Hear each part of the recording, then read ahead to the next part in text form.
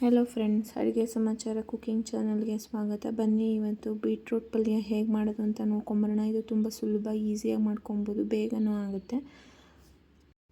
ನಾನಿಲ್ಲಿ 2 ಬೀಟ್ರೂಟ್ ತುರಿದಿಟ್ಕೊಂಡಿದ್ದೀನಿ, 1 ದಪ್ಪನ ಈರುಳ್ಳಿನ ಸಣ್ಣದಾಗಿ ಹಚ್ಚಿಟ್ಕೊಂಡಿದ್ದೀನಿ, 3 ಮೆಣಸಿನ್ಕಾಯಿ ಕಟ್ ಮಾಡಿ ಇಟ್ಕೊಂಡಿದ್ದೀನಿ, ಒಂದು ಅರ್ಧ ಬೌಲ್ ಕಾಯಿ, ಸ್ವಲ್ಪ ಕರಿಬೇವು, ಸಾಸಿವೆ, ಜೀರಿಗೆ, ಎಣ್ಣೆ.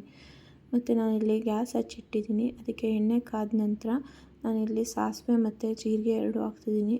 ಜೀರಿಗೆ ಸ್ಕಿಪ್ ಮಾಡ್ಬೋದು, ಇದು ಡೈಜೆಷನಿಗೆ ತುಂಬ ಈಸಿಯಾಗಿ ಡೈಜೆಷನ್ ಆಗುತ್ತೆ ಅನ್ನೋದಕ್ಕೆ ನಾನು ಯೂಸ್ ಮಾಡ್ತಿದ್ದೀನಿ. ಮತ್ತು ಇಲ್ಲಿ ನಾನು ಹಸಿಮೆಣ್ಸಿನ್ಕಾಯಿ ಆ್ಯಡ್ ಮಾಡ್ಕೊತಿದ್ದೀನಿ. ನೆಕ್ಸ್ಟು ನಾನು ಕರಿಬೇವು ಹಾಕ್ತಿದ್ದೀನಿ. ಇದೆಲ್ಲ ಸ್ವಲ್ಪ ಫ್ರೈ ಆದ ನೆಕ್ಸ್ಟು ನಾನು ಈರುಳ್ಳಿ ಆ್ಯಡ್ ಮಾಡ್ತೀನಿ. ಈರುಳ್ಳಿ ಸ್ವಲ್ಪ ಚೆನ್ನಾಗಿ ಫ್ರೈ ಆಗಬೇಕು. 1 to 3 ಮಿನಿಟ್ಸ್ ಫ್ರೈ ಮಾಡ್ಕೊಳ್ಳಿ.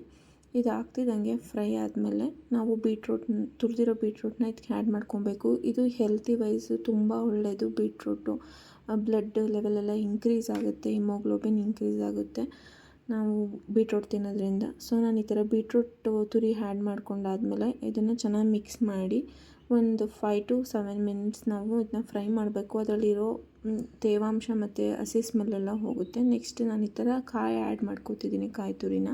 ಕಾಯಿ ತುರಿ ನೀವು ಎಷ್ಟು ಹಾಕೋತೀರ ಅಷ್ಟು ರುಚಿ ಚೆನ್ನಾಗಿ ಬರುತ್ತೆ. ನಾನು ಅದಕ್ಕೆ ಒಂದು ಸ್ವಲ್ಪ ನೀರು ಆ್ಯಡ್ ಮಾಡ್ತಿದ್ದೀನಿ, ಅದು ಬೇಯಕ್ಕೆ ಸ್ವಲ್ಪ ಹೆಲ್ಪ್ ಆಗಲಿ ಅಂತ. ಲಾಸ್ಟು ಫೈನಲ್ಲಾಗಿ ಉಪ್ಪು ಹಾಕ್ಕೊತಿದ್ದೀನಿ. ರುಚಿಗೆ ತಕ್ಕಷ್ಟು ಉಪ್ಪು ಹಾಕ್ಕೊಂಡು ಇದನ್ನು ಚೆನ್ನಾಗಿ ಮಿಕ್ಸ್ ಮಾಡ್ಕೊಳ್ಳಿ. ಬೇಗನೆ ಆಗಿಬಿಡುತ್ತೆ, 10 to 15 ಮಿನಿಟ್ಸಲ್ಲೆಲ್ಲ ಈಸಿಯಾಗಿ ಮಾಡ್ಕೊಬೋದು. ಇದನ್ನು ಚಪಾತಿ, ದೋಸೆ ಜೊತೆ ಎಲ್ಲ ಸರ್ವ್ ಮಾಡ್ಬೋದು. ಇಲ್ಲಾಂದರೆ ಡಯಟ್ ಮಾಡೋರು ಹಾಗೆ ಇದನ್ನು ತೊಗೊಬೋದು, ತುಂಬ ಚೆನ್ನಾಗಿರುತ್ತೆ. ನೋಡಿ, ನಾನು ಈ ಥರ ರಾಗಿ ದೋಸೆ ಜೊತೆ ಸರ್ವ್ ಮಾಡಿದೆ. ಇಷ್ಟ ಆದರೆ ಲೈಕ್ ಮಾಡಿ, ಸಬ್ಸ್ಕ್ರೈಬ್ ಮಾಡಿ, ಶೇರ್ ಮಾಡಿ.